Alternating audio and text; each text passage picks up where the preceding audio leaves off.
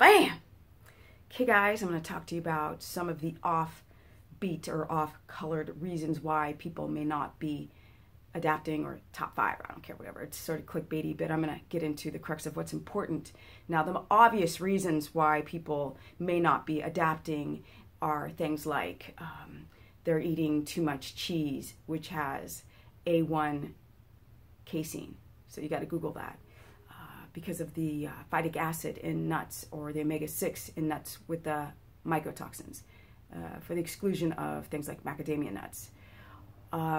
People might be still taking in too much caffeine, which of course overstimulate the adrenals to produce, put your body in a fight or flight by creating too much adrenaline and often cortisol.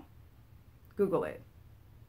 The intermittent fasting, which is like if you have adrenal insufficiency, if you have reactive hypoglycemia, then this can be very problematic because your body gets used to glucose, guys. See, in the wild, we didn't eat for days. And we eat for days, and then we don't know how to turn off. And then our bodies are primed and conditioned to just have, exuberant amount of glucose that our body becomes accustomed to using, and then you take it out, and the adrenals get out of whack. So these are obvious reasons.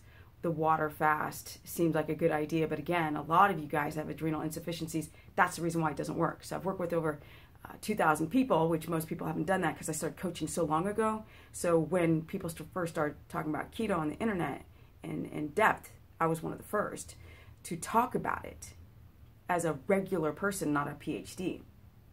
Everybody and their grandmother is talking about it and think they know, because it's like before and after, I'm like, it's fabulous, and I lose weight, and it doesn't work like that.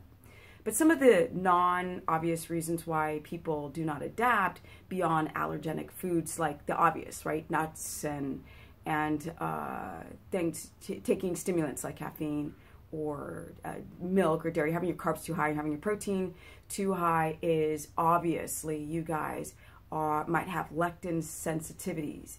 So these are chemicals that compromise the gut lining. And also people have nightshade issues, which also are lectins. There's lectins as plant chemicals as a defense, and there are nightshades, or there are phytates.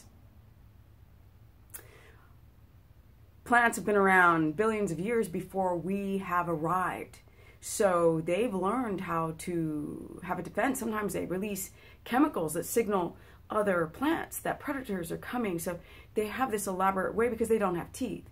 And so, people don't understand that really fruits are coming around in the summer one time a year when you're having them all the time. And then things are so genetically modified, like bananas, modified, and they've been hybridized.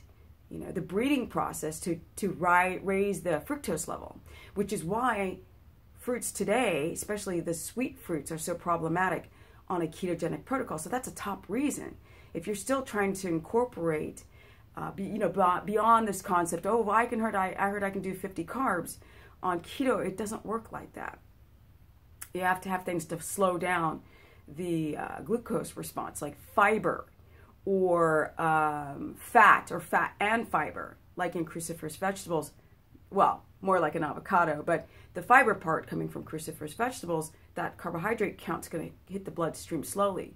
So if you have things like bacon with sugar in it, that can block your keto adaptation, because just that terabyte of sugar can get into the bloodstream too quickly. And if you guys are reliant on glucose, why would you ever bother to use those ketones? So the problem, like the number one reason that people are not adapting, is they're not considering that their ketones are not viable even though they make them.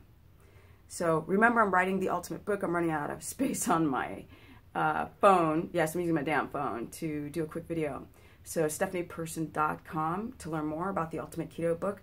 There's only one version of keto, and a lot of these other people aren't talking, or not talking, about metabolic damage and how that affects how you adapt. It doesn't matter that you produce ketones.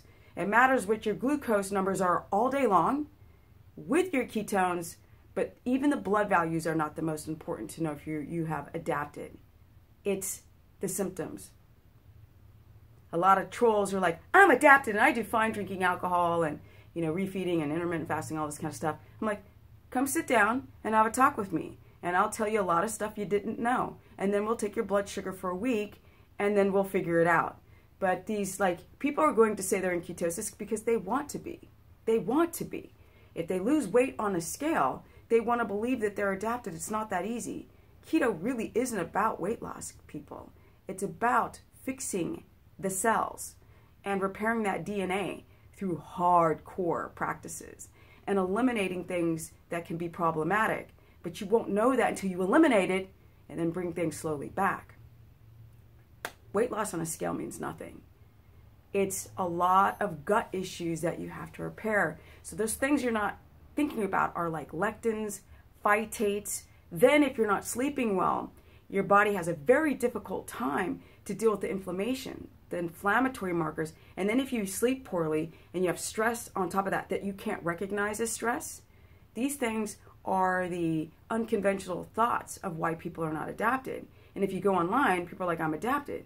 But they don't look like this at 50. And there's a reason.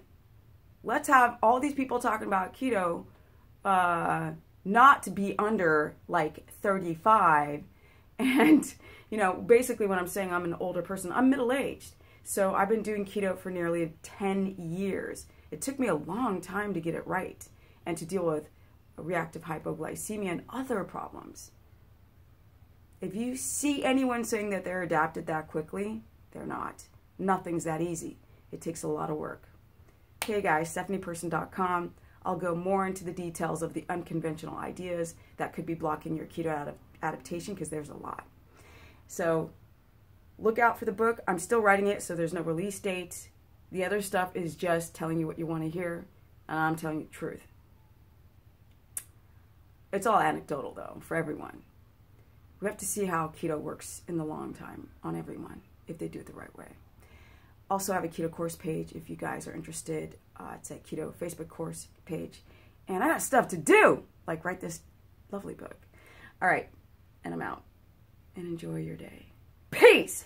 Boom!